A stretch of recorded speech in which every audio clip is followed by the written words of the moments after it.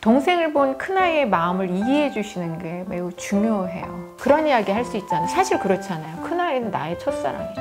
엄마로서의 첫사랑이죠.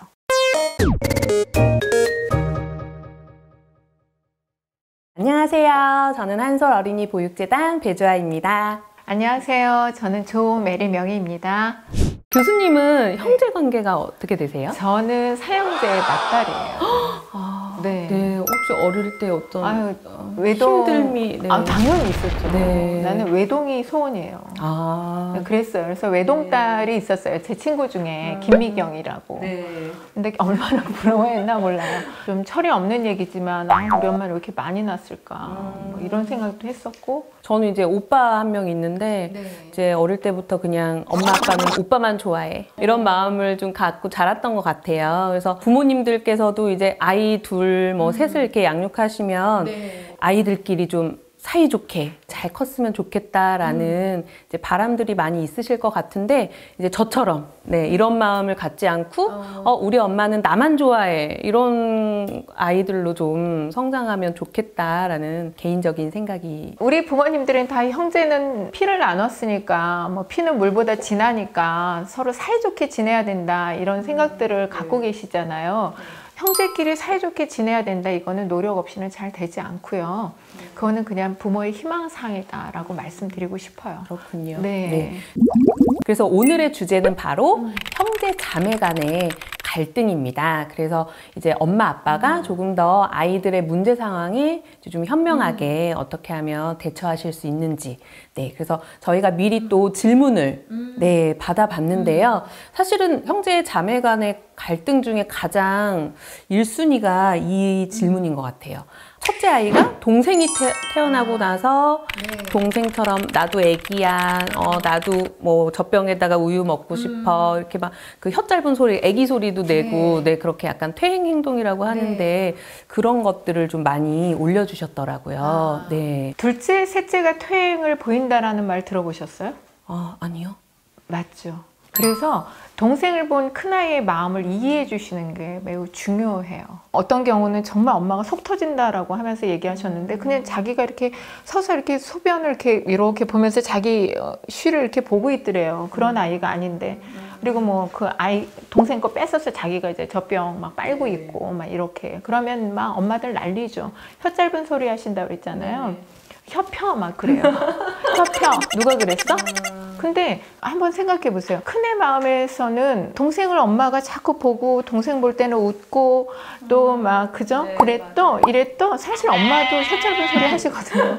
둘째한테는. 근데 큰애가 얘기하면은 얘가 왜 이래? 내일 모레 학교 들어가라 아이가. 뭐 너 4살이잖아. 아니면 3살이잖아. 이러면서 얘는 야단치거든요. 정색을 하시잖아요. 근데 그렇게 하는 큰아이 마음을 보면 저렇게 해야지 엄마가 관심을 보이고 엄마 사랑을 더 받을 텐데, 아주 간절한 사랑을 뺏기기 싫어하는 그 큰아이의 마음이거든요. 그래서 퇴행을 큰아이의 심리로 풀면 나는 내 인생에서 가장 행복했던 순간으로 돌아가고 싶어.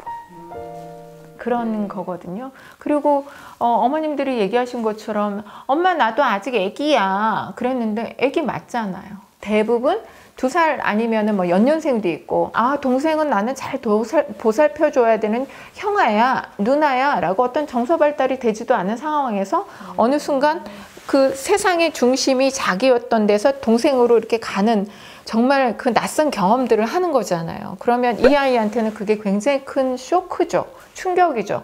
동생이 집에 들어왔을 때 이 큰아이가 그 받는 충격을 보통 그렇게 이야기하잖아요. 내 남편이 밖에 나가서 내가 모르는 여자를 데리고 오는 거예요.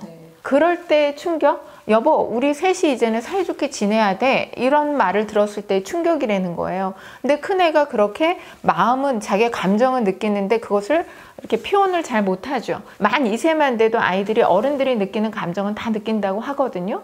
그런데 그것을 사회에서 수용하는 방법대로, 아니면 소위 말해서 정말 어떻게 내가 이 감정이 무슨 색깔인지, 그리고 이 감정을 언어로 어떻게 이야기해야 되는지도 모르는 상황에서 그냥 자꾸 이렇게 행동적으로 나오는 것들이 그 소위 말해서 질투하는 거잖아요.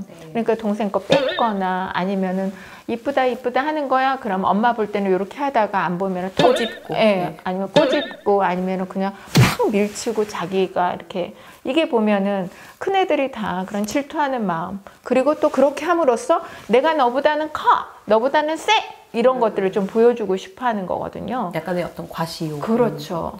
그래서 어머님들 한번 생각해 보세요. 우리 아이가 그냥 나는 그 아이로 보였는데 아기로 보였는데 어느 순간부터 커졌어요. 이 아이가 무슨 뻥튀기처럼 이렇게 커지는 경험들을 엄마가 하거든요.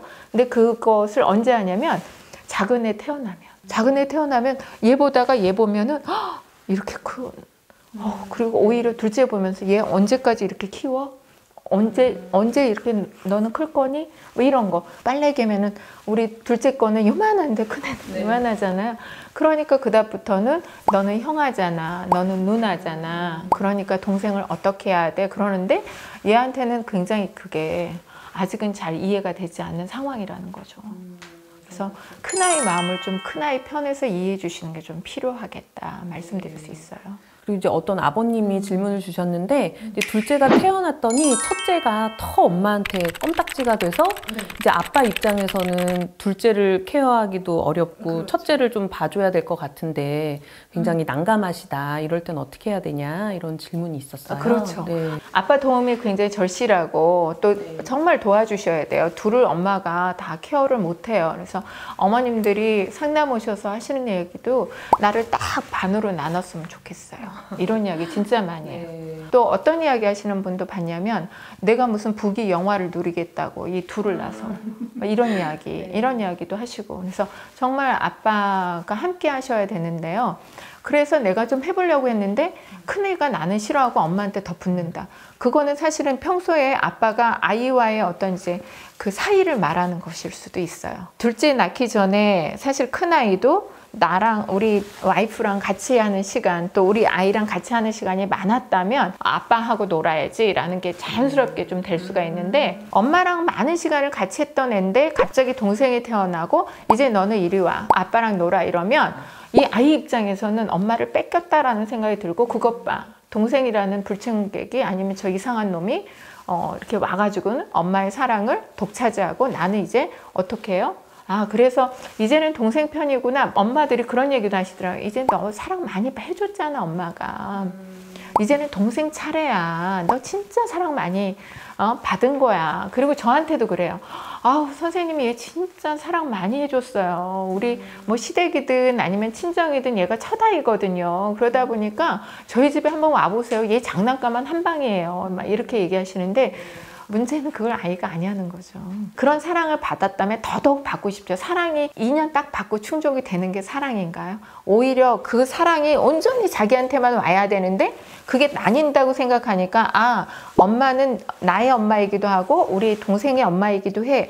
이것을 얘가 인지할 수 있는 나이가 아직 아니라는 거죠. 그렇기 때문에 그런 부분에서 뺏겼다라고 생각하니까 그러면 엄마가 배제된 상황에서 아이를 데리고 아빠가 나가기보다는 엄마한테 많은 정보를 얻으셔서 엄마랑 아빠랑 이 아이랑 오히려 둘째를 좀 따로 놓으시는 게 낫죠. 둘째를 그때는 조금 재워 놓으셨을 때라든지 아니면은 누가 혹시 할머니가 오셔서 잠깐 봐주시거나 하면 요때 이제 그래서 둘째가 태어나고 한 6개월 정도는 더 큰 아이한테 좀 신경을 쓰셔야 돼요. 의식적으로라도. 또 말귀를 알아들으면 이제는 얘는 좀 더 컸다라고 느끼거든요. 근데 그때 오히려 더 안정감을 갖고 동생이 태어났지만 너를 내가 우리 엄마 아빠가 덜 사랑하는 게 아니고 심지어 버리는 거 아니야. 더 사랑하는 거야. 그리고 그런 이야기 할 수 있잖아요. 사실 그렇잖아요. 큰아이는 나의 첫사랑이죠. 네. 엄마의 첫사랑, 엄마로서의 첫사랑이죠.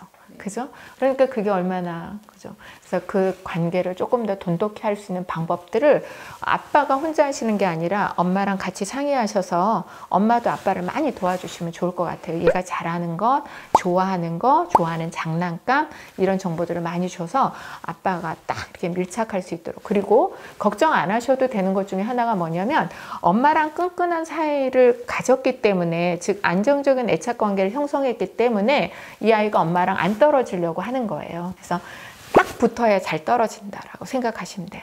그래서 소위 말해서 껌딱지들 있잖아요. 그럼 엄마들은 어떻게든 떼어놓으려고 그러고 얘가 왜 이럴까? 나만 알면 어떡하지? 이러는데 아니에요. 그 엄마랑 그런 관계가 됐고 엄마한테 내가 소위 말해서 뭔가 이렇게 믿고 신뢰하니까 붙어 있는 거지, 그런 관계가 아닌 아이들은 엄마가 있어도 잘 안 붙어요. 그리고 무관심할 수 있거든요. 그래서 애착의 여러 가지 유형들이 있잖아요. 뭐 불안 회피다, 불안 저항이다, 이런 것들이 있으니까 조금 더 안심하시고, 내가 그동안 잘 키웠네 얘랑. 그래서 그런 것들을 안심하고 아빠한테 맡기시는 거, 아빠가 조금 더 적극적으로 아이랑 놀아주시려고, 우리 저번에 얘기한 거 있잖아요. 네, 5분만. 네. 네, 하시면 좋겠습니다. 네. 매일 5분 아이와 함께 하세요.